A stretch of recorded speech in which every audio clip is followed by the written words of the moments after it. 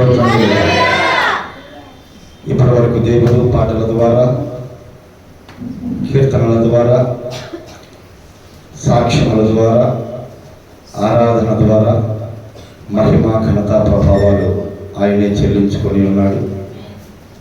అలాగే జీవం కలిగిన దేవుని వాక్యాన్ని వినబోచుండగా శ్రద్ధ కలిగి ఆలకిద్దాము. ఎందుకంటే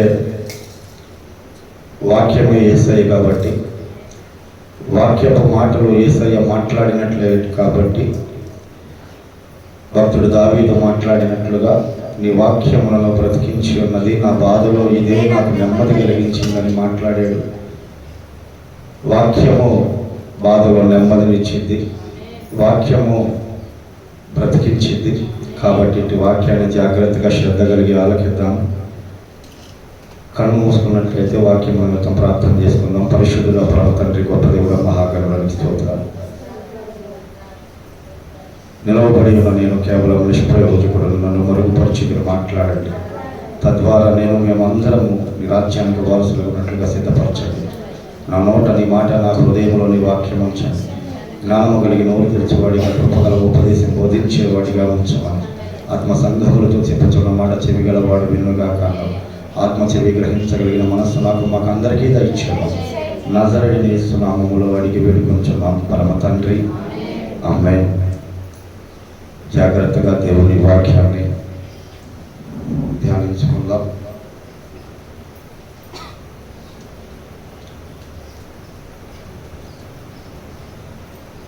లూకా సువార్త 8వ అధ్యాయము 40వ వచనాన్ని ధ్యానించుకుందాం. బైబిల్ గ్రంథంలో నుంచి లూకా సువార్త 8వ అధ్యాయము 40వ వచనం. అంతటా ఇదిగో సమాజ మందిరపు అధికారి అయిన యాయూరు అను ఒకడు వచ్చి యేసు పాదముల మీద పడి, ఇంచుమించు 12 ఏండ్ల ఈడు గల తన ఒక్కతే కుమార్తె సావసిద్ధముగా ఉన్నది గనుక తన ఇంటికి రమ్మని ఆయనను బతిమాలుకొనెను. ఆయన వెళ్ళుచుండగా జనసమూహములు ఆయన మీద పడుచుండేవి. అప్పుడు 12 ఏండ్ల నుండి రక్తస్రావము గల ఒక స్త్రీ, చదువమ్మా.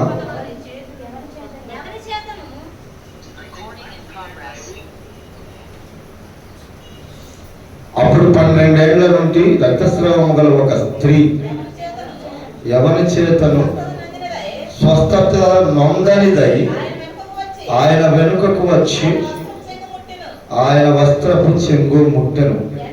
వెంటనే ఆమె రక్తస్రావము నిలిచిపోయింది. నన్ను ముట్టినది ఎవరని యేసు అడుగగా అందరూ మేమెరుగమన్నప్పుడు పేతురు, ఏలినవాడా, జనసమూహములు క్రిక్కిరిసి నీ మీద పడుచున్నారనగా యేసు, ఎవడో నన్ను ముట్టెను, ప్రభావము నాలో నుండి వెడలిపోయినది, నాకు తెలిసినదని. దేవునికి స్తోత్రం. జాగ్రత్తగా దేవుని వాక్యాన్ని విన్నామమ్మ. యాయూరు అనేటువంటి వ్యక్తి, ఆయన ఎవరంట? అధికారి. ఒక అధికారి యేసుక్రీస్తు ప్రభు వారి దగ్గరకు వచ్చి, అయ్యా, 12 ఏళ్ల నుండి 12 ఏళ్ల వయస్సు కలిగిన నా కుమార్తె, ఒక్కగానొక్క కుమార్తె సావసిద్ధమై ఉన్నదయ్యా, కొంచెం త్వరగా నా ఇంటికి వచ్చి నా బిడ్డను మీరు స్వస్థపరచయ్యా అని చెప్పేసి అడిగాడు. యేసుక్రీస్తు ప్రభువారు సరే వెళ్దాం పదా అని చెప్పి బయలుదేరాడు. ఇప్పుడు ఒక మాట మనలో మనం అనుకున్నాం. ఒక అధికారి దగ్గరికి మనం వెళ్ళాం, లేకపోతే మనకి ఏదైనా అవసరం అయ్యి ఒక వ్యక్తిని అడిగాం, అయ్యా నాకు ఒక 10,000 రూపాయలు అవసరమైనవి అయ్యా, నువ్వు కాస్త నాకు సహాయం చేయయ్యా అని చెప్పి అడిగాం. అప్పుడు ఆ అడిగిన వ్యక్తి సరే అని చెప్పేసి ఇస్తానన్నాడు.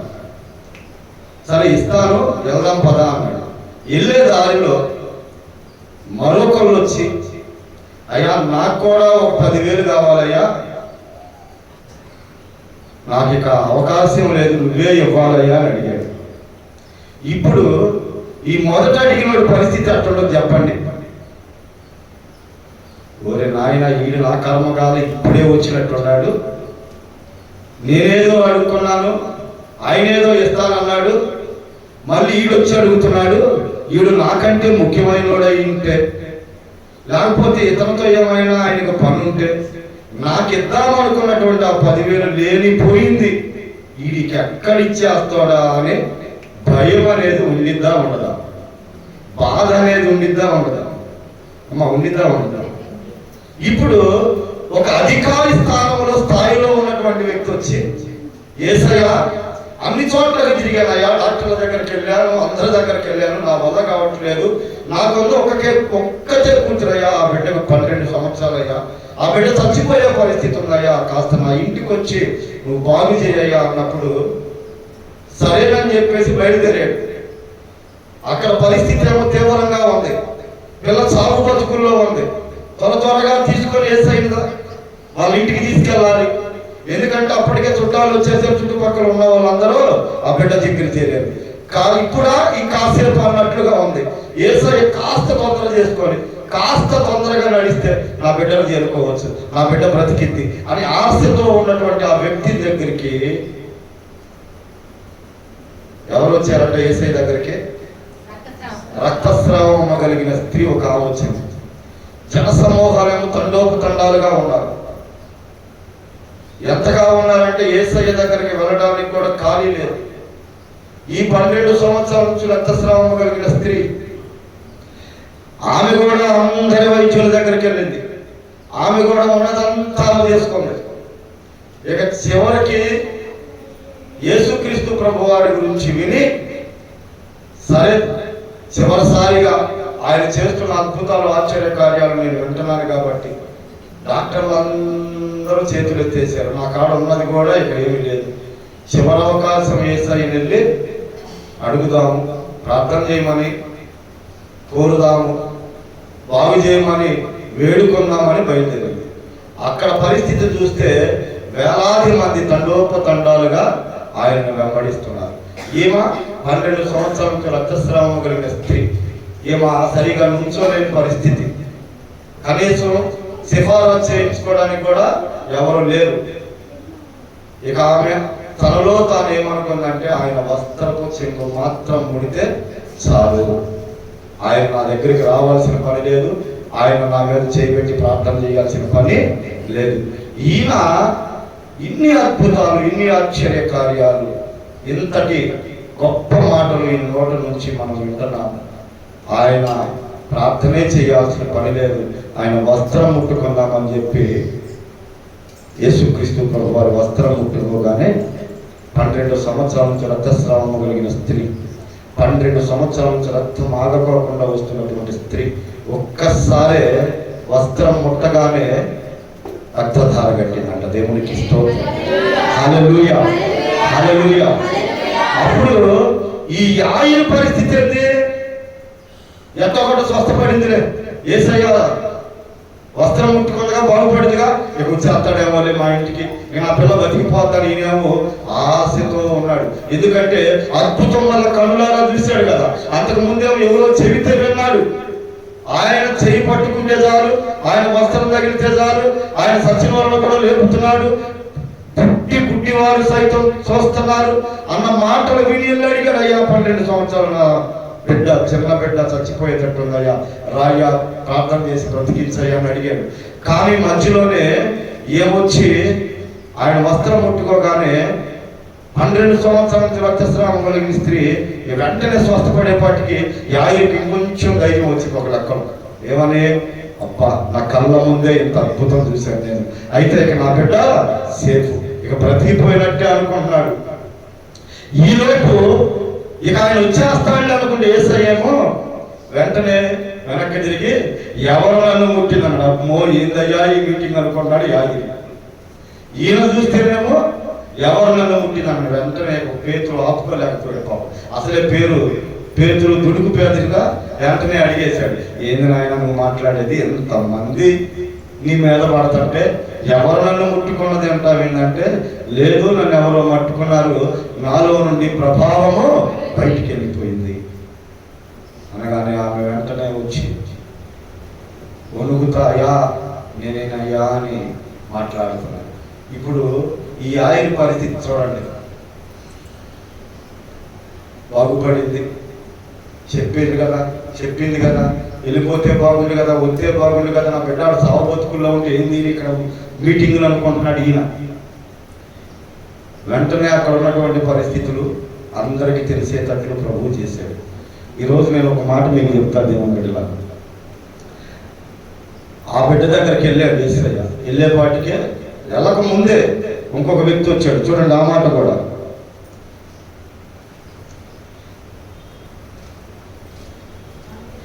48వ వచనం.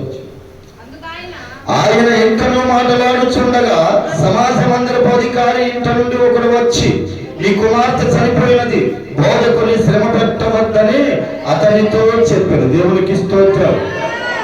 యేసు ఆ మాట విని, భయపడవద్దు, నమ్మిక మాత్రం ఉంచుము, ఆమె స్వస్థపరచబడునని అతనితో చెప్పి ఇంటికి వచ్చినప్పుడు పేతురు, యోహాను, యాకోబు అను వారిని చిన్నదాని తల్లిదండ్రులను తప్ప మరి ఎవరిని ఆయన లోపలికి రానియలేదు. అందరూ ఆమె నిమిత్తమై ఏడ్చుచు రొమ్ము కొట్టుకొని చూడగా ఆయన వారితో, ఏడవవద్దు, ఆమె నిద్రించుచున్నదే కానీ చనిపోలేదని చెప్పారు. ఆమె చనిపోలేదని వారు ఎరిగి ఆయనను అపహసించిరి. అయితే ఆయన చెయ్యి పట్టుకొని, చిన్నదానా లెమ్మని చెప్పాడు. దేవునికి స్తోత్రం. జాగ్రత్తగా ఇంకో చోట ఉండదు, తలితాకుమి లే అంటారు, అంటే చిన్నదానా పైకి లే. ఇక్కడ మనం ఒక మాట గమనించాలి దేవుని బిడ్డలా. మనందరికీ ఒక పాఠం. అక్కడ ఉన్న వాళ్ళందరూ ఏం చేశారంట? ఆయనను అపహసించారు, అంటే నవ్వుకున్నారు, ఎగతాళి చేశారు. చచ్చిపోయిందిరా పిచ్చోడా, స్వస్థత చేస్తాను, స్వస్థపడిందని చెప్తావేంటి అని నవ్వుకున్నారు. అంటే అవిశ్వాసులు, అంటే నమ్మకం లేనటువంటి వ్యక్తులు వీళ్ళు ఎవరిని కూడా యేసయ్య లోపలికి రానివ్వాల. ఎవరిని లోపలికి రానిచ్చాడయ్యా అంటే పేతురుని, యాకోబుని, యోహానుని, ఆ బిడ్డ తల్లిదండ్రులను మాత్రమే లోపలికి తీసుకెళ్ళాడు. చిన్నదానా లెమ్మనగా వెంటనే ఆ బిడ్డ లేచి కూర్చుంది. దేవునికి స్తోత్రం. హల్లెలూయా, హల్లెలూయా. ఇక్కడ మనం ఒక మాట గమనించాలి. ఇందాక 12 సంవత్సరాల నుంచి రక్తస్రావం కలిగిన స్త్రీ ఏమో ఆయన వస్త్రం ముడితే చాలు అనుకొని వెళ్ళి ఆయన వస్త్రం ముట్టి బాగుపడింది. అప్పుడు యేసయ్య ఆమెతో మాట్లాడిన మాట ఏంటో తెలుసా? నా కుమారుడు, నీ విశ్వాసము నిన్ను స్వస్థపరిచింది. ఇక్కడ చనిపోయినటువంటి బిడ్డను పట్టుకొని, లేదు నీ బిడ్డ స్వస్థపరచబడిందయ్యా, నువ్వు భయపడవద్దు, నమ్మిక మాత్రం ఉంచని యేసయ్య మాట్లాడుతున్నాడు. ఇక్కడ నమ్మిక, విశ్వాసం, ఈ 2 విషయాల్లో చాలా మంది మనం భక్తులైన వారు బలహీన పడిపోతున్నారు. చాలా మంది వెనక్కి వెళ్ళిపోతున్నారు. ఎంతమందికంటే ఏదో మనకి ఇది అయ్యిద్దిరా బాబు పని అనుకుంటేనే దాని మీద విశ్వాసం ఉంచుతున్నాం. ఇది అవ్వదురా బాబు అనుకుంటే ఆ పని విశ్వాసం ఉంచట్లేదు. దేవుని బిడ్డలారా, అవిశ్వాసుల గుంపు, విశ్వాసుల గుంపు కలిసే ఉంటుంది. ఏంటది? అవిశ్వాసుల గుంపు, విశ్వాసుల గుంపు కలిసే ఉంటుంది. ఎలాగంటే, సరే నేను ఒక్కొక్క మాట మీకు గుర్తు చేస్తాను. ఆగండి.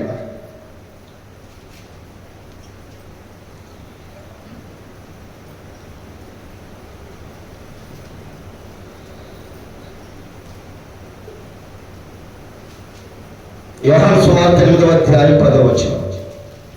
యోహాను సువార్త. యేసు తల ఎత్తి చూచి, అమ్మా, వారెక్కడ ఉన్నారు? నీ మీద నేరము మోపిన వారు ఎక్కడున్నారు అని ఎవరునూ నీకు శిక్ష విధింపలేదా అని అడిగినప్పుడు ఆమె, లేదు ప్రభువా అనెను. అందుకు యేసు, నేను నీకు శిక్ష విధింపను, నీవు వెళ్ళి ఇక పాపము చేయకమని ఆమెతో చెప్పాడు. దేవునికి స్తోత్రం. జాగ్రత్తగా ఈ మాటలు వినండి. యేసుక్రీస్తు ప్రభువారు ఒక ఆమెను రాళ్లతో కొట్టి చంపడానికి ఊరు బయటికి తీసుకొచ్చినప్పుడు ఆమె దగ్గరికి వెళ్ళి అక్కడ ఉన్న పరిస్థితిని చూసి ఏం జరిగింది అడిగినప్పుడు, అయ్యా ఈమె వ్యభిచారం చేస్తూ పాపమందు పట్టబడి ఉందయ్యా, అందుకని మేము రాళ్లతో కొట్టి చంపాలనుకుంటున్నామయ్యా అన్నప్పుడు యేసుక్రీస్తు ప్రభు వారు ఆమెను రక్షింపదలచి ఒక మాట చెప్తాడు, మీలో పాపము లేనివాడు చెయ్యనివాడు ఎవడో మొదట రాయేయండి అన్నాడు. అందరూ వెళ్ళిపోయారు. జాగ్రత్తగా వినండి అమ్మా, ఈ మాట చాలా విలువైన మాట. అందరూ వెళ్ళిపోయారు. పాపములో పట్టబడ్డ స్త్రీ మాత్రం ఎక్కడుంది? యేసయ్య దగ్గర ఉంది. సపోజ్ మనం ఒక విషయాన్ని గుర్తుపెట్టుకుంటాం, ఎవరైనా తప్పు చేశారని, పాపం చేశారని, వాళ్ళతో ఉన్నారు వీళ్ళతో ఉన్నారని ఎవరైనా అనుకుంటే వాళ్ళని మరలా మనం దగ్గరికి రానిస్తామా? వాళ్ళ ముఖం చూడబుద్ధి అవుతుంది. వాళ్ళ స్నేహం మనం కానీ మన పిల్లలు కానీ వెళ్తుంటే ఊరుకుంటామా? చచ్చిపోయేదాకా వాళ్ళని అలాగే ఏలు పెట్టి చూపిస్తానే ఉంటారు దేవుని బిడ్డలారా. కానీ యేసయ్య ప్రేమేంటో తెలుసా? ఆయన పిలిచిన పిలిపేంటి? అమ్మా. దేవునికి స్తోత్రం. అసలు ఆ పిలుపులో ఎంత తీయదనం, ఆ పిలుపులో ఎంత ప్రేమ, ఆ పిలుపులో ఎంత జాలి, ఎంత కరుణ ఉందో చూడండి. ఒక తల్లి బిడ్డల కొరకు ఏదైనా చేయగలిగింది. వాడు దుర్మార్గుడని తెలిసిన ఎవరన్నా వెళ్ళి మీ పిల్లడు ఇలా చేశాడంటే నువ్వు ఏం చేయకపోయినా అన్నాడా అని చెప్పి మాట్లాడుతారు తల్లి. ప్రపంచంలో ఎవరైనా మన తరపున మాట్లాడతారో లేదో తెలియదు, కానీ కన్న తల్లి మాత్రం మాట్లాడిద్ది, నిలబడిద్ది. దేవునికి స్తోత్రం. హల్లెలూయా, హల్లెలూయా. అలాంటి తల్లులే బిడ్డలు పొరపాటు చేస్తే మాట్లాడకుండా సంవత్సరాల తరబడి ఉన్న వాళ్ళు లేరా? ఇంట్లో నుంచి బయటికి పంపించిన వాళ్ళు లేరా? ఎడ పుట్టావేమో మా వంశంలో, చెడ పుట్టావు నువ్వు, ఇంతటి పాపానికి ఒడిగట్టావు, దుర్మార్గురాల, నా ఇంట్లో ఉండొద్దని నెట్టేసిన తల్లులు లేరా? కానీ పాపాత్మురాలైన స్త్రీ అని అందరూ తీసుకొచ్చి ఆమెను రాళ్లతో కొట్టి చంపాలనుకుంటుంటే ఆమె ఎంత ఘోర పాపములో ఉండిపోయిందో ఆలోచన చేయండి. అలాంటి ప్రజలందరూ చేదరించుకొని చంపడానికి రాళ్ళు ఎత్తారంటే వాళ్ళ హృదయాలలో ఆమె మీద ఎంత నిత్యమైన అసహ్యమైనటువంటి భావం ఉందో ఆలోచన చేయండి. అలాంటి అసహ్యమైన భావంతో కలిగి ఉన్న ఆ ప్రజలందరినీ దేవుడు ఒక్కటే అడిగాడు. ఏమని అడిగాడు తెలుసా? మీలో పాపము చేయని వాడెవడో మొదటి రాలి. దేవునికి స్తోత్రం. అందరు వెళ్ళిపోయారు. అంటే ఇప్పుడు ఒక మాట మనం మాట్లాడుకున్నాడు అంటే ఆమెను దుర్మార్గురాల, పాపి, పాపాత్మురాల, వ్యభిచారి అని రాళ్ళు ఎత్తిన వాళ్ళందరూ పాపులా కాదా? పాపులా కాదా? పాపం చేయని వాడు ఎవరైనా ఉంటే ఉన్నారుగా? ఎవరు లేడు. అంటే బయట పడేటువంటి పాపపు పనుల్లో కొంతమంది అయితే బయట పడకుండా పాపం చేసే వాళ్ళు ఎంతో మంది. బాగా అర్థం చేసుకోండి నా మాట. పైకి మంచి వారిగా నటిస్తూ, పైకి పరిశుద్ధులుగా కనబడుతూ, భక్తులుగా గొప్ప వంశపు వారిగా కనబడుతూ, రహస్య పాపాలు చేస్తూ, మనుషులకు కనబడుకోకుండా కూటి కోసమో, గుడ్ల కోసమో, బలహీనత కోసమో, ఇంకో దాని కోసమో ఏదన్నా ఎవరైనా పాపం చేస్తే వాళ్ళని బజారుకి ఇడుస్తున్న వాళ్ళు లేరా? ఇంటింటికి తిరిగి చెప్తున్న వాళ్ళు లేరా? అదేనా యేసయ్య మనకి చెప్పింది? ఎవరైనా బలహీనతను బట్టి, పరిస్థితులను బట్టి పొరపాటు పడితే నువ్వు యేసయ్య రక్తంతో కడగబడ్డ బిడ్డవి, నువ్వు యేసయ్య ప్రేమను కలిగి ఉండాలా వద్దా? అలా కాకుండా ఇంటింటికి, ఊరూరికి లేనిపోయి చెప్పి కాపరాలు ఎంతమంది జడగొడతారు? తల్లిదండ్రుల దగ్గర బిడ్డలను ఎంతమంది దూరం చేయట్లా? ఎంతమంది వాళ్ళకు తెలియనట్లుగానే స్టేషన్ దాకా కబుర్లు పంపించట్లా? అది ఎవరికైనా సరిపోయేదేమో కానీ దేవుని బిడ్డలారా, యేసయ్య బిడ్డలైన మనకు మాత్రము సరిపోదమ్మా. పాపాత్మురాలైన స్త్రీ అందరూ అసహించుకొని అందరూ రాళ్ళు పెట్టి కొట్టి చంపే అంత కసితో వచ్చినటువంటి ఆ స్త్రీని పట్టుకొని యేసయ్య అంటున్నాడు, అమ్మా ఎవరు నీకు శిక్ష విధించలేదా అంటే, ఎవరు విధించలేదు ప్రభువా అంటే, నేను కూడా నీకు శిక్ష విధించానమ్మా. దేవునికి స్తోత్రం. 100కి 1000 సార్లు అవకాశం ఉందంటే శిక్షించే అవకాశము ఒక యేసయ్యకు మాత్రమే ఉంది. పాపం చేసిన వాళ్ళందరూ వెళ్ళిపోయారు. పాపం చేత పట్టుబడ్డాము అక్కడే ఉంది. ఏ పాపము ఎరుగని వాడు అక్కడే ఉన్నాడు. దేవునికి స్తోత్రం. హల్లెలూయా. రోజు నేను చెప్తున్నా దేవుని బిడ్డలారా, ఆ స్త్రీ అందరూ అసహించుకున్న స్త్రీ నలుగురిలో తలెత్తుకోలేకుండా చేసినటువంటి పనిని బట్టి ఆమె ఎంత కుమిలిపోతుందో ఒక్కసారి ఆలోచించండి. అలాంటి పరిస్థితిలో ఉన్న తల్లిని పట్టుకొని యేసయ్య అంటున్నాడు, అమ్మా నేను పిలుస్తున్నాడు. ఈరోజు నిజంగా దేవుని బిడ్డలారా, యేసుక్రీస్తు ప్రభువారు ఎవరి కోసం వచ్చాడయ్యా అంటే పాపుల కోసమే వచ్చాడమ్మా. పరిశుద్ధుల కోసం ఆయన రాల. పరిశుద్ధులుగా వేషం వేసుకునే వాళ్ళు చాలా మంది ఉన్నారు. పాపం చేస్తూ పట్టుబడే వాళ్ళు కొంతమంది అయితే, పట్టుబడని వారు అనేక మంది ఉన్నారు. వాళ్ళందరికీ తెలియని విషయం ఏంటో తెలుసా? పాపాన్ని కప్పిపుచ్చుకొని పైకి గంభీరంగా పరిశుద్ధులుగా బ్రతికే ప్రతి ఒక్కరు యేసయ్యను వదిలి వెళ్ళిపోవాల్సి వచ్చింది. ఒక రోజు చేసావా పాపం, బహిర్గతంగా ప్రభు దగ్గర ఒప్పుకున్నావా, నువ్వు యేసయ్య దగ్గరే ఉంటావు. పాపం చేసిన స్త్రీ క్షమించబడింది, ఆదరించబడింది, కనికరించబడింది. యేసయ్యతో ఉంది. దేవునికి స్తోత్రం. యేసయ్య ఆమెను అమ్మా అని పిలిచాడు. దేవునికి స్తోత్రం. ఈ రోజున చాలా మంది దేవుని బిడ్డలారా ఎదుటి వాళ్ళని దూషించడానికి, నిందన వేయడానికి తప్ప ఈ నోరు ఇంకో దానికి పనికి ఉపయోగించట్లేదు. అన్నం పెట్టడానికి రాట్లా, చెయ్యి కొట్టడానికి మాత్రం వస్తాం. కానీ ఒకవేళ ఆ తల్లిలాగా మనలో ఎవరైనా ఉంటే అలాంటి వ్యాధులు, అలాంటి నిందలు, అలాంటి బాధలు పడుతూ ఊరు వాడ అయిన వాళ్ళు మనల్ని కనుక ఒకవేళ త్రోసివేసిన, అసహించుకుంటున్నా, భయపడాల్సిన అవసరం లేదా?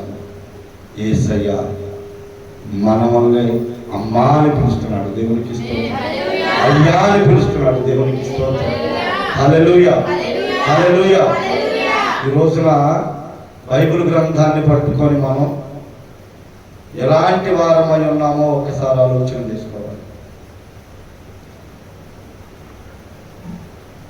మనకి మనం పరిశుద్ధులుగా ఊహించుకొని ఎదుటి వాళ్ళని అవమానపరిచి, ఎదుటి వాళ్ళని తలదించుకునే పనులు మనం ఎప్పుడు చేయకూడదమ్మా.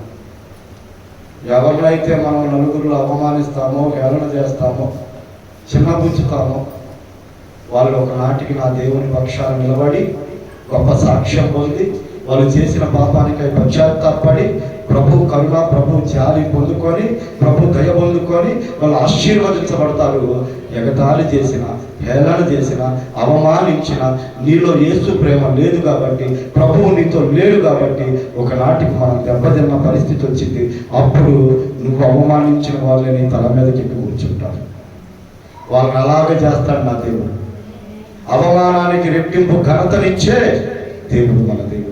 అంగలార్పు నాట్యంగా మార్చే దేవుడు నా దేవుడు. ఈరోజు ఆరోగ్యంగా ఉన్న వాళ్ళు అనారోగ్యంగా ఉన్న వాళ్ళని చూసి ఎగతాళి చేస్తారు. ఈరోజు వృద్ధులను చూసి ఎవరిని ఎగతాళి చేస్తారు. డబ్బు లేని వాళ్ళు, డబ్బున్న వాళ్ళు డబ్బు లేని వాళ్ళని చూసి ఎగతాళి చేస్తారు.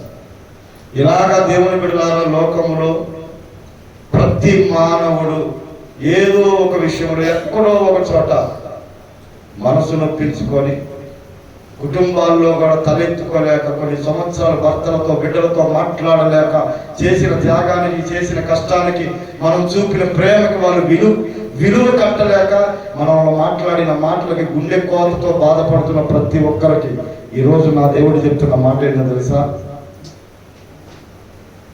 అమ్మా అని పిలిచి నిన్ను స్వస్థపరిచింది కాక, నిన్ను క్షమించింది కాక, ఆయన బిడ్డగా నిన్ను అంగీకరిస్తున్నాడు. ఆయన బిడ్డగా నన్ను అంగీకరిస్తున్నాడు. దేవునికి స్తోత్రం. హల్లెలూయా. యాయిరు కుమార్తె, యాయిరు అంటేనే అధికారి. దేవుని బిడ్డ, ఒక అధికారికి అంత విశ్వాసం ఉందమ్మా, బిడ్డ చనిపోబోతుంది, యేసయ్య అయితేనే బ్రతికించగలుగుతాడు అని. అది మన దగ్గర సరిగ్గా జ్వరం వస్తే జ్వరానికి హాస్పిటల్కి, మంచి హాస్పిటల్కి వెళ్ళి చూపించుకోలేని పరిస్థితి మనది. కానీ అప్పో సొప్పో చేసైనా హాస్పిటల్కి వెళ్ళే పరిగెత్తుతున్నాం. కానీ ఒక్క అడుగు దేవుని దగ్గరకు వచ్చి, ప్రభువా నువ్వు తప్పక మాకు దిక్కెవరున్నారు నాయన, ఈ ఒక్కసారికి నా బిడ్డను జ్ఞాపకం చేసుకో, ఈ ఒక్కసారికి నా బిడ్డను స్వస్థపరచయ్యా, ఈ ఒక్కసారికి నన్ను స్వస్థపరచయ్యా. అయ్యా, ఈ బలహీనత నేను భరించలేకపోతున్నా, ఇదిగో ఈ బాధ నేను అనుభవించలేకపోతున్నా, ఒక్కసారి జ్ఞాపకం చేసుకోయ్యా అని ఏనాడైనా నువ్వు యేసయ్యను బ్రతికులాడావా? అది నువ్వు కొంతమందిని చూస్తా, అప్పుడప్పుడు ప్రార్థన చేస్తాను, తగాదాడినట్టే అడుగుతారు. అంటే తగాదాడినట్టే, తీసుకున్న దానికి ఇవ్వంటావమ్మా, తీసుకున్న దానికి ఈటం తెలియదా అని అడుగుతారే బయట వాళ్ళు. అంట చేస్తారు ప్రార్థన. ఎలా అడగాలి యేసయ్యని? అడుగు, బ్రతిములాడు, పెనుగులాడు.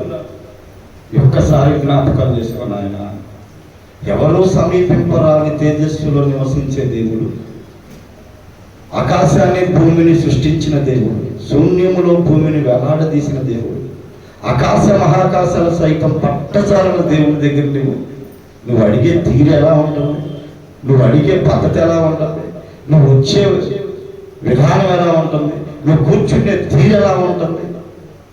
ఒకసారి ఆలోచన చేసుకుంటున్నామా? ఎందుకు జరగట్లేదు మన కార్యాలు? ఎందుకు జరగట్లేదు మనం అడిగినవి? బైబిల్ గ్రంథంలో కనాను స్త్రీ అని ఒక ఆమె ఉంది. ఆమె వంశం అంట సురేనేఫికయా అనేటువంటి వంశం. అంటే ప్రపంచ దేశాలు నడి సముద్రం మధ్యలో ఉన్న ఒక పట్టణం దగ్గరకు వచ్చి, ఏ దేశంలో విలువైనటువంటివి పండుతాయో ఉన్నాయో వాటన్నిటినీ ఆ సముద్రపు మధ్యలో ఉన్నటువంటి ఆ దేశానికి వచ్చి వ్యాపారం చేసుకొని విలాసవంతంగా ఉన్నన్నాళ్ళు ఆడ బ్రతికి వెళ్ళిపోతూ ఉంటారు. అంటే ఒక లెక్కలో దుబాయ్ లాంటిది. అన్ని దేశాల వారు వ్యాపారం, వజ్రాలు దొరికే దగ్గర ఆ దేశం వాళ్ళు వజ్రాలు తీసుకొని అక్కడికి వెళ్తారు, బంగారం దొరికే వాళ్ళు బంగారం తీసుకొని అక్కడికి వెళ్తారు. ఈ వ్యాపారస్తులందరూ కలిసి వ్యాపారం జరిగే స్థలం ఏదైనా ఉంది అంటే ఆ సముద్రపు మధ్యలో ఒక పట్టణం ఉందంట. ఆ పట్టణాన్ని ఏలేటువంటి రాజీ వంశీకుల గోత్రమే, వంశమే ఈ సురేనేఫికయా అనేటువంటి వంశం. ఆ వంశములో నుండి పుట్టిన ఆమె ఈమె. అంటే రాజవంశములో పుట్టినటువంటి స్త్రీ. ఆ రాజవంశంలో పుట్టినటువంటి స్త్రీ యేసుక్రీస్తు ప్రభువారి దగ్గరికి వచ్చింది ఒక సమయంలో. చూడండి, ఆ మాట నేను మీకు చూపిస్తాను.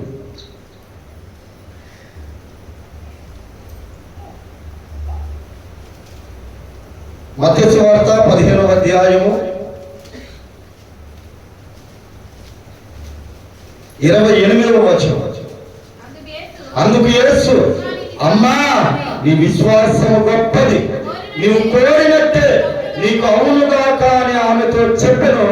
ఆ గడియలోనే ఆమె కుమార్తె స్వస్థత నొందెను. దేవునికి స్తోత్రం. హల్లెలూయా. ఇక్కడ జరిగిన సందర్భం ఏంటంటే, యేసుక్రీస్తు ప్రభువారి దగ్గరికి ఈ రాజవంశీకురాలు కుమార్తెకు బాగాకపోతే, యేసయ్య నా కుమార్తెను స్వస్థపరిచయ్యా అంటే, యేసయ్య ఏమంటాడంటే, పిల్లలు తినేది కుక్క పిల్లలకి వేయడానికి కుదరదు అన్నాడు. ఆమె ఏమందంటే, అయ్యా నిజమే ప్రభువా, పిల్లలు బల్ల మీద నుండి తింటున్నప్పుడు కింద పడ్డ రొట్టె మొక్కలు కుక్క పిల్లలు తింటే కదయ్యా అని మాట్లాడింది. దేవునికి స్తోత్రం. హల్లెలూయా, హల్లెలూయా. ఇక్కడ మనం రెండు విషయాలు గమనించాలి. ఒకటి, ఎవ్వరు సహాయం చేయలేనటువంటి పరిస్థితి, ఉన్నదంతా అయిపోయింది, ఉన్న డాక్టర్లు అందరూ జరిగేసింది, ఇక అవకాశమే లేదు బాగుపడతానని. ఆయన వస్త్రము చెరుకు ముడితే చాలయ్యా అనుకొని ఆశపడేది. ఆమె ఏ లెక్కన ఉంది?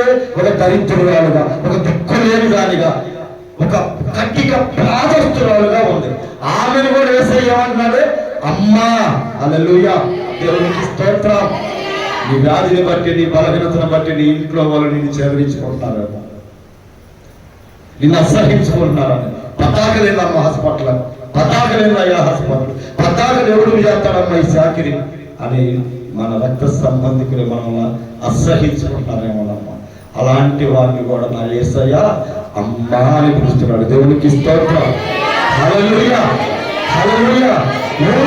మొత్తం ఉమ్మేసి అందరూ తలా ఒక రాయి చేత పట్టుకొని చంపేద్దామని వచ్చినటువంటి దిక్కు మొక్కు లేనటువంటి పాపాత్మురాలైన ఒక స్త్రీ, ఆమెను కూడా అమ్మా అని పిలిచిన పిలుపు నా యేసయ్య. దేవునికి స్తోత్రం. ఇక్కడ ఈ సురనేశకయ అనేటువంటి రాజవంశస్థులను కూడా యేసయ్య ఏమంటున్నాడంటే అమ్మా అని పిలుస్తున్నాడు. దేవునికి స్తోత్రం. ఇక్కడ నీకు నాకే ధనిక పేద, నీకు నాకే ఆరోగ్యము, అస్వస్థత, అనారోగ్యం, పెద్దోడు చిన్నోడు, ఎర్రోడు నల్లోడు, డబ్బున్నవాడు డబ్బు లేనివాడు, ఆరోగ్యవంతుడు ఆరోగ్యం లేనివాడు, యేసయ్యకి ఏమీ లేదు, మనకే అది. అందరినీ అమ్మాని పిలవగలిగిన ప్రేమ నా యేసయ్య ప్రేమ. దేవునికి స్తోత్రం. హల్లెలూయా, హల్లెలూయా. జాగ్రత్తగా ఈ మాటలు వినండి. రెండో విషయం ఏంటంటే, రాజవంశస్థుల నుండి యేసయ్యతో మాట్లాడుతున్న మాట ఏంటో తెలుసా?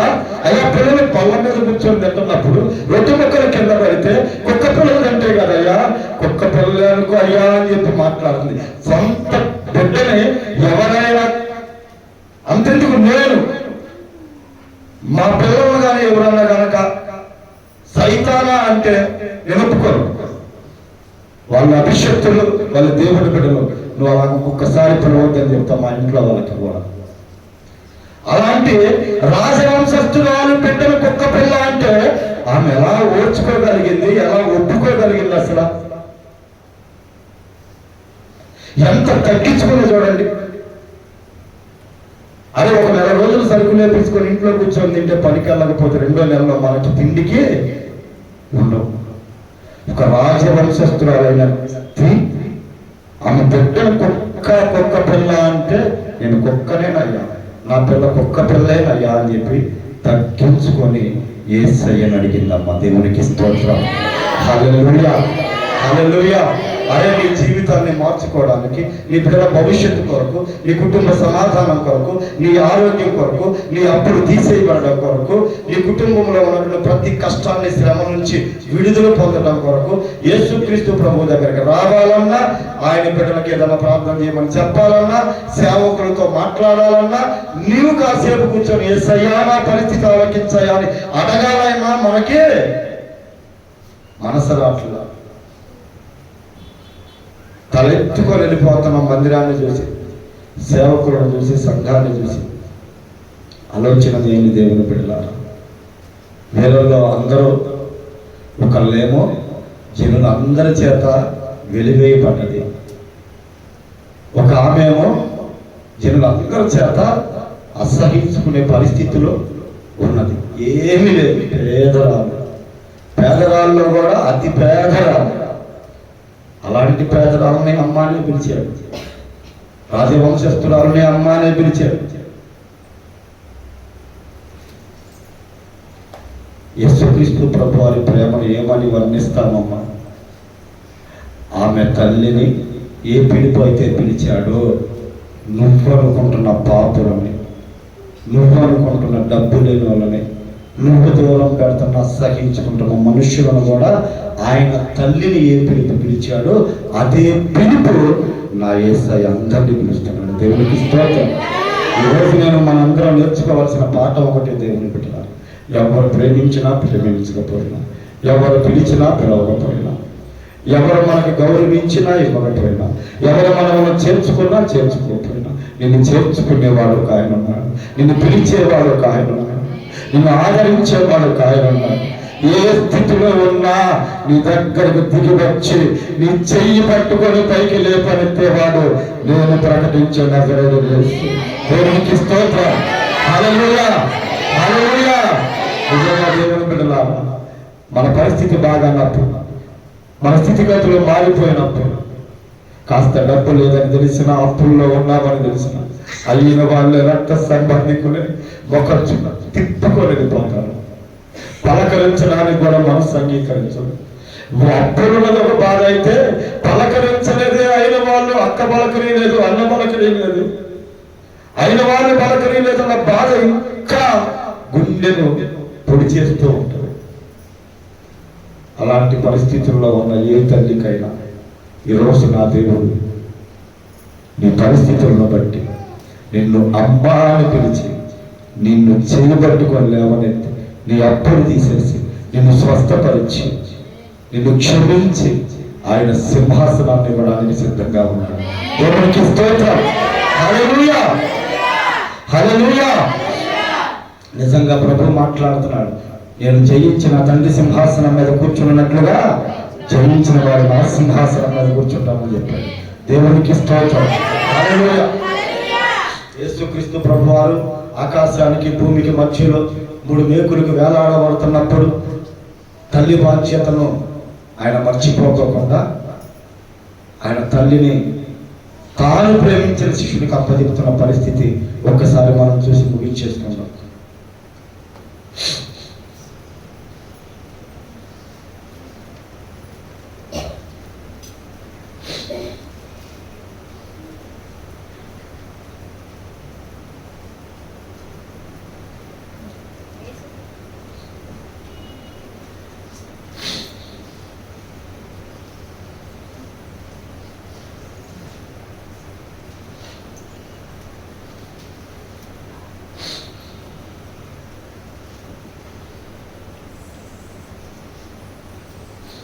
యోహాను సువార్త 20వ అధ్యాయం 15వ వచనం.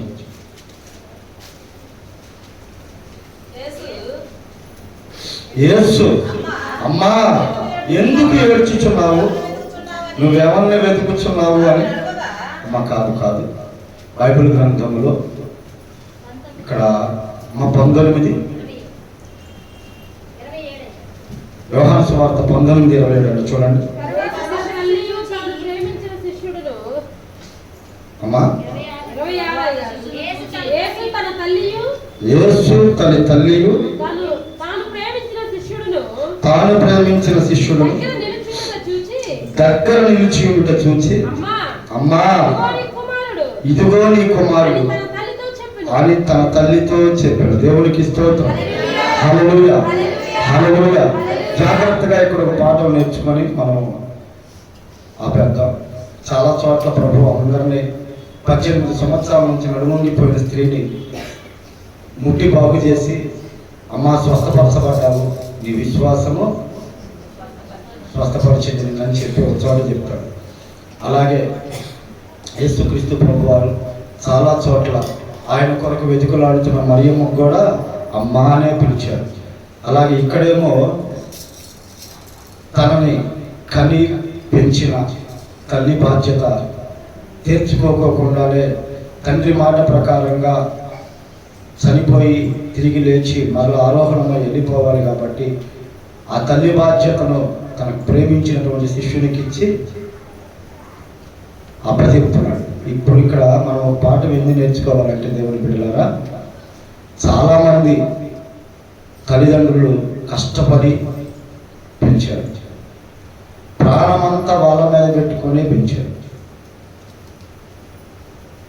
ఎవరు సుఖాలకు వాళ్ళు వారించి చదువుకుని ఉద్యోగాలు వ్యాపారాలని తల్లిదండ్రులను వృద్ధాప్యంలో వదిలేసి బాధ్యతలు తీసుకోకుండా వాళ్ళని అలా వదిలేసి వెళ్ళిపోయి ఎంతమంది వాళ్ళని తల్లిదండ్రుల కన్నీరుకు కారణమవుతున్నారో అలాంటి వారందరూ కూడా నష్టపోతారని ఎక్కిరాలని బైబిల్ చెప్తుంది. ఇంకో మాట మీకు గట్టిగా చెప్తే యవనస్తులందరూ వినాలి. ఇక్కడ తల్లిదండ్రులను దూషించు వాని దీపము కారు చీకట్లో ఆరిపోద్దని చెప్పాడు దేవుడు. ఏంటది? తల్లిదండ్రులను దూషించు వాని దీపము కారు చీకట్లో ఆరిపోతుంది, మధ్యలోనే చచ్చిపోతాం.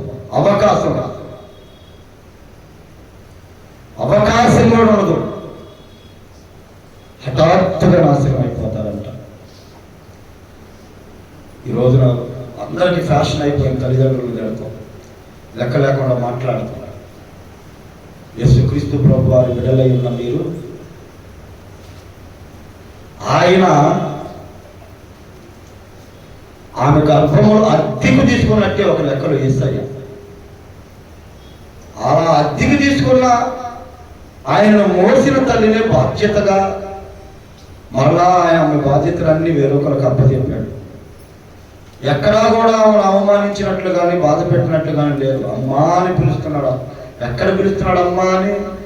ఆకాశానికి భూమికి మధ్యలో 3 మేకులు వేలబడుతూ ఆఖరి చివరి రక్త పుట్టు వరకు వెళ్ళిపోయింది. పక్కన వల్లెం, తనకు ముళ్ళ కిరీటం, కాళ్ళకి చేతులకు మేకులు, ఒళ్ళంతా ఒకటి తక్కువ 40 కొరడా దెబ్బలు చీల్చేసింది. అలాంటి సమయంలో కూడా ఆయన మాట తప్పలేదు, వేరే ఒక పిలుపు పిలవలేదు, అమ్మానే పిలిచాడు. దేవునికి స్తోత్రం. ఈ రోజు నీకు ఏదైనా ఇవ్వకపోతే, నీ తరపున మాట్లాడకపోతే, కాస్త నీకు అన్నం పెడతాం లేట్ అయితే తల్లిని 100 రకాల పిలుపులు పిలుస్తున్నాం మనం. లెక్కలేని మాటలు మాట్లాడుతున్నాం, లెక్కలేని తరంగా పిలుస్తున్నాం. ఏంటంటే నీకేమన్నా కనపడుతుందా నా బాధ? ఎప్పటి నుంచి ఆకలి అవుతుందని మీరు చెబుతున్నాను, ఆమె తెలుస్తుందా అని మాట్లాడతారు. కాసేపు ఆకలికే నువ్వు తట్టుకోలేక తల్లిని రకరకాల పిలుపులు పిలిచావే, రకరకాల తిట్లు తిట్టావే. ఆకాశానికి భూమికి మధ్యలో 3 మేకులకు వేలాడ పడుతూ పక్కలో బల్లెం పొడిపించుకొని తనకు ముళ్ళ కిరీటం పెట్టించుకొని ఒకటి తక్కువ 40 కొరడా దెబ్బలు ఆయన శరీరం అంతా చీల్చేసి ఆఖరి రక్తం కొట్టే వరకు కాలిపోతుంటే నోరెండిపోయి బాధపరించలేక కన్నులెత్తి కూడా చూడలేక ఆయన నరకం అనుభవిస్తున్న సమయంలో వాళ్ళ అమ్మని వేరే పిలుపు అమ్మా అని పిలిచాడు. హల్లెలూయా, దేవునికి స్తోత్రం. రోజు తల్లిదండ్రులు ఎంత కష్టపడి పెంచుతున్నారో ఆ తల్లిదండ్రులకు నువ్వు ఇచ్చే విలువ ఆ ఒక్క పిలిపేనయ్యా, ఆ ఒక్క పిలిపేనమ్మా. దేవునికి స్తోత్రం. మా అమ్మకు బాగానప్పుడు అందరిని పిలిపించి హాస్పిటల్కి తీసుకెళ్దామంటే తలా ఒక మాట మాట్లాడుతుంటే అప్పుడు నేను నా తల్లిని పట్టుకొని, నేను నానమ్మా నేను తీసుకెళ్తానమ్మా అంటే నా తల్లి నన్ను పట్టుకొని వచ్చింది. నేను చూపించకపోయింది. ఆ ఒక్క మాట ఆవిడ కొన్ని రోజులు ఆయుష్ను పోసింది. ఈ రోజున మీరు కూడా దేవుని పెడతారు. మీరు మీ తల్లిదండ్రులకు పెట్టకపోయినా బాధలేదు, కొట్టకు కొన్ని ఉంటే చాలు, తిట్టకు కొన్ని ఉంటే చాలు. హల్లెలూయా, దేవునికి స్తోత్రం. ఈరోజు యేసుక్రీస్తు ప్రభు వారి బిడ్డలమైన మనము ఆయన కలిగిన ప్రేమే మనం కలిగి ఉండాలి కదమ్మా. అంత అసహించుకున్నటువంటి ఆమె 12 సంవత్సరాలతో రక్తస్రావం కలిగిన స్త్రీ ఎంత మాత్రమో నుంచోలేదన్నట్లాగా 18 సంవత్సరాలు వంగిపోయే ఉందంట. ఆమెను స్వస్థపరిచాడు, ఆమెను నిలబెట్టాడు. రాళ్ళ చేత అందరూ కొట్టేసి చంపేసి చిత్రవద చేసేసి ఊరవతల పడేసి వెళ్ళిపోవాల్సిన ఆమె అమ్మా అని పిలిచి సమాజంలో నిలబెట్టాడు. మీకు ఇంకో విచిత్రమైన వాళ్ళు చెప్పగా, యేసుక్రీస్తు ప్రభు వారు మనల్ని పాటలు పాడతారు మధ్యాహ్నం ఎండలోన అని. ఆ స్త్రీల గురించి అందరికీ తెలుసుగా, సమరయ స్త్రీ. ఆమెకి ఎంతమంది పెనిమిట్లు?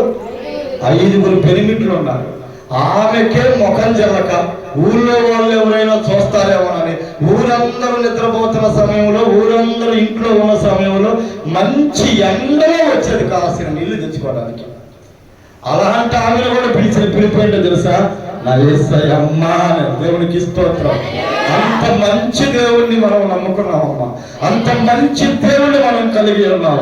దేవుని బిడ్డలారా, నీకంటే పెద్దవాళ్ళని, నీకంటే చిన్న వాళ్ళని ఎవరిని తక్కువగా పిలవద్దు, తక్కువగా చూడొద్దు, ఎవరిని కాని మాటలు మాట్లాడద్దు. కాని మాట మనం మాట్లాడుతున్నామంటే మనం యేసయ్య బిడ్డలము కాదు. యేసయ్య చూపిన ప్రేమ కొరకు, ఆయన ప్రేమ కొరకే ఎన్ని స్వస్థతలు జరిగినాయి, ఎంతమంది బాగుపడ్డారు, ఎంతమంది మారిపోయారు తెలుసా? ఆధారమే లేని వారికి నా దేవుడే ఆధారం. ఈరోజు అలాంటి పరిస్థితుల్లో ఎవరైనా ఉంటే భయపడాల్సిన పని లేదు. నీ బిడ్డలు నిన్ను చూడకపోయినా, నీ భర్త నిన్ను పట్టించుకోకపోయినా, నీ మానవ సంతానం నీ దగ్గరికి రాకపోయినా, నా దేవుడు నీతో ఉంటే వాళ్ళందరూ ఒకనాటికి నీ కాళ్ళ కాళ్ళకి తెస్తాడు. నా దేవుడు హల్లెలూయా, హల్లెలూయా. తగ్గించుకోండి దేవుని బిడ్డ. అడగటం కూడా చేత కావట్లా, మనకి దేవుని దగ్గర అడిగి పొందుకోవడం కూడా చేత కావట్లా. అయ్యా నా కుమార్తె సాధనయ్యి ఉన్నదయ్యా. ఎవరు అడుగుతుంది? అధికారి యాయిరు, ఒక అధికారి బతుకులాడుతున్నాడు. మనకేమో నిండా సొంత ఇల్లు ఉండలేదు, ఒంటి మీద 4 జతలు ఉండలేదు, ఒక 4 రోజుల మంచి ఫుడ్ ఉండదు. కానీ యేసయ్య దగ్గరకు వచ్చి అట్టబడితే అట్లా మాట్లాడితే, అట్టబడితే అట్ట ఆయన సన్నిధిలో ప్రవర్తించేస్తాం. అడగటం తెలుసుకోండి అమ్మా, బ్రతిమలాడండి అమ్మా. ప్రభువా నువ్వు తప్ప నాకు దిక్కెవరు ఉన్నారు నాయన అని అడగండి.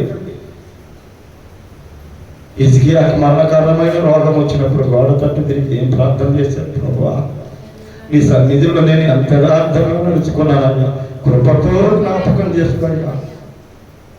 హల్లెలూయా. వెంటనే 15 సంవత్సరాల ఆయుష్యనిచ్చేసాడు దేవుడు. దేవునికి స్తోత్రం. హల్లెలూయా. ఈరోజు నేను చెప్తున్న దేవుని బిడ్డలారా, 12 సంవత్సరాల నుంచి రక్తస్రావం కలిగిన స్త్రీ పడ్డ బాధ మనం పడతాం. 18 సంవత్సరాలు ఎంత మాత్రం చక్కగా నిలవబడలేక నడువుకిపోయిన ఆమె పడ్డ బాధ మనం పడతాం. హిజ్కియాకి రాసుకుంటూ ఆ రోజుల్లోనే క్యాన్సర్ గుప్పిడి పెట్టేదంట. ఆయన పుండులు తెలుకోకుండా జంతుమాంసం ఆ పుండు ఆ గాయంలో పెట్టేవాడు అంట. అలాంటి స్థితిలో ఉన్నవాడు చేసిన ప్రార్థన. ఆయన ఏమన్నా పోనీ ఎవరన్నా అనామకుడు అంటే, ఆయనేమో రాజులు సైతం, గొప్ప గొప్ప వంశీకులు సైతం, అధికారులు సైతం అయ్యా నువ్వు తప్ప మాకు దిక్కు లేదయ్యా అంటే, మనమేమో మన పరిస్థితులేమో అసలు అట్లంట్లో మేము వీట్లేదా, మేము రావట్లేదా, మేము లేవా సంఘంలో, ఇలాంటి మాట్లాడే దేవుని బిడ్డ, నీ బిడ్డలు దీవించబడాలమ్మా, నీ కుటుంబం సంతోషంగా ఉండాలమ్మా, మీ కుటుంబం సమాధానంగా ఉండాలమ్మా, మీరు ఆరోగ్యం ఆయుష్తో ఉండాలి, నీ బిడ్డల పెట్టెల తరం నీ కళ్ళ ముందు సంతోషంగా ఆడుకోవాలమ్మా. అలా ఉండాలి అంటే నా దేవుని దగ్గర నువ్వు తగ్గించుకోవాలి కదా. ప్రభువా నా ఈ కష్టాన్ని తీసేయమని అడగాలి కదమ్మా. యాకోబు తెల్లవారు